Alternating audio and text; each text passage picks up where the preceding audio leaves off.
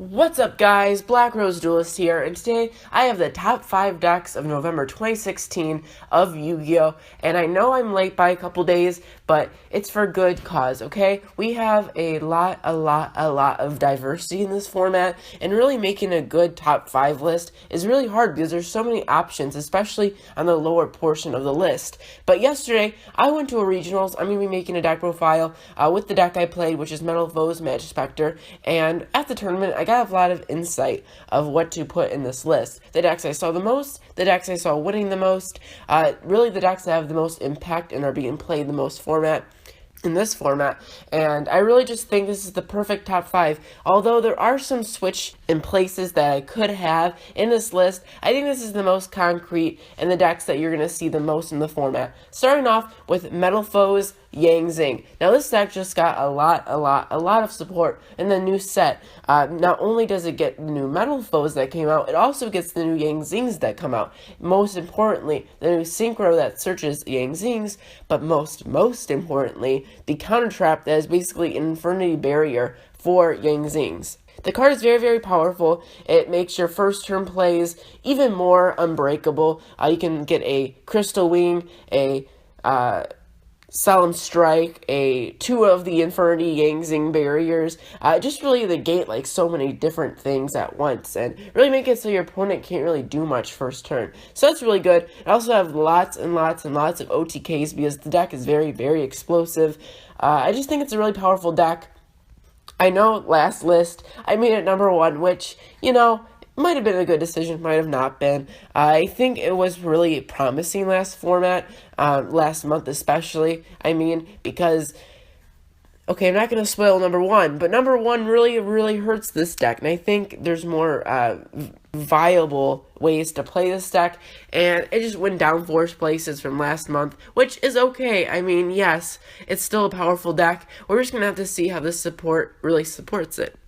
Number 4, we have Mermal, which is number 4 still, and this deck is very powerful now because of frogs. Now, if it wasn't for all the new decks on this list this month, it probably would have been a solid number 2 or even number 1.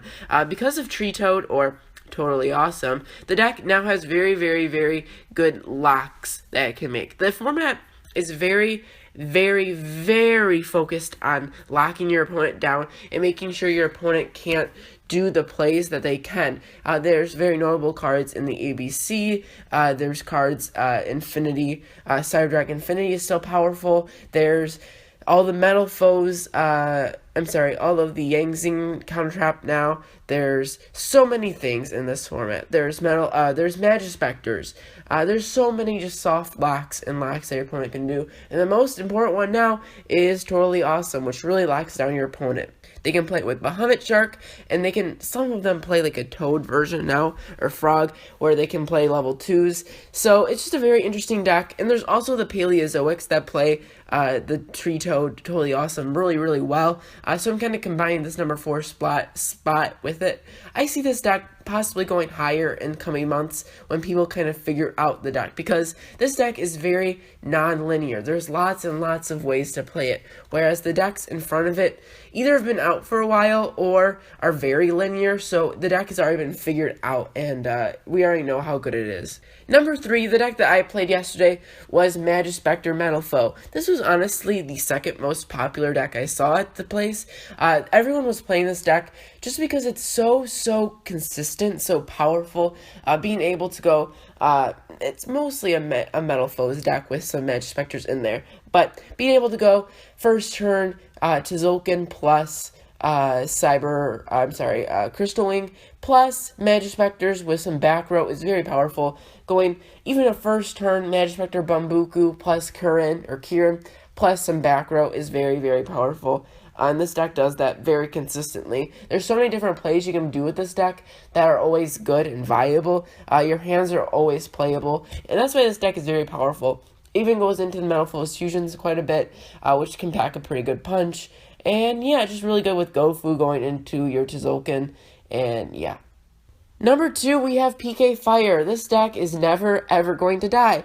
And I've been telling you guys that since the deck came out like 2 years ago. Brain Abyss, when they came out, they have such a longevity to them. Not only in, theoretically, I mean, not only figuratively, they're in the game for a long time. Anytime you play Brain Abyss, you're going to get a card back from it. They always replenish themselves, and they always get constant resources. But in real life, the deck never dies, okay? They always will find a way to play themselves. Once, say PK Fire gets burned out, okay? No pun intended. They will go to Lightswarm or something. They're just always going to find a way to be powerful. But anyways, the deck is very, very consistent. They can go into rank 3s very easily. I've described this deck for, like 2 years now. But it's just very, very consistent, very powerful, can pack a really big punch. And they can now play the Cherries now, which is a good counter to ABCs. And yeah, it's just a very powerful, fast deck. Not much I can say about it. Number 1, a debut at number 1. ABCs. I can't tell you how many ABCs I've saw in the tournament. My friend, we played for 5 rounds, I think. Did we make it to 4 or 5 rounds? Well, I'll talk to you about it in the tournament video that I make. But we didn't do so well. But that was mostly because of ABCs. He played 3 ABCs in a row. Everywhere he looked, ABCs. It's a very good deck, yes, but it's also a very easy deck to get because of the structure deck. Everyone can get it easily, and that'll make it a very powerful deck, this format. The deck is very, very focused on playing the main ABC Dragon Buster guy. When he's summoned, so many things happen. Every turn, you can discard a card to banish a card on the field, which is incredible. Okay, whenever this thing is in damage or will get hurt or die, you can banish it to play the 3 again, which, again, will just result in you playing more of the ABC guys, but along with more rank 4s. You can go to rank 4s like it's no tomorrow. You can play a Yugioh, whatever guy, the Bujin one. You can play, what else? You can play so many things like Gear Giant X, Castel, if you want to play Trap Trickster, Flezia, Abyss Dweller, Cowboy. So many rank 4 toolbox Xyzs, along with spamming them to go into your, most notably Diamond Direwolf, because you destroy itself, destroy a card on the field, make it so ABC Dragon Buster can come out, but also in a more safe manner by targeting back row. Just a very, very, very powerful deck. Just spams rank 4s and spams ABC Dragon Buster and controls the field. There's the version that plays Infinity that's very powerful as well. It's just a very, very great deck, and it's going to be around for a while. So I want to see what you guys think. Comment down below the top 5 that you want to include. Most notably, Blue Eyes is out of the top 5. I would say it's a solid 6th or 7th place. There's a lot of decks that could be in here. Dark Synchro, which was on the last list, but it isn't now. Pendulum Magician. I don't know, so many things. Tell me what you think it should be on the list, and I'll see you guys next month. Goodbye.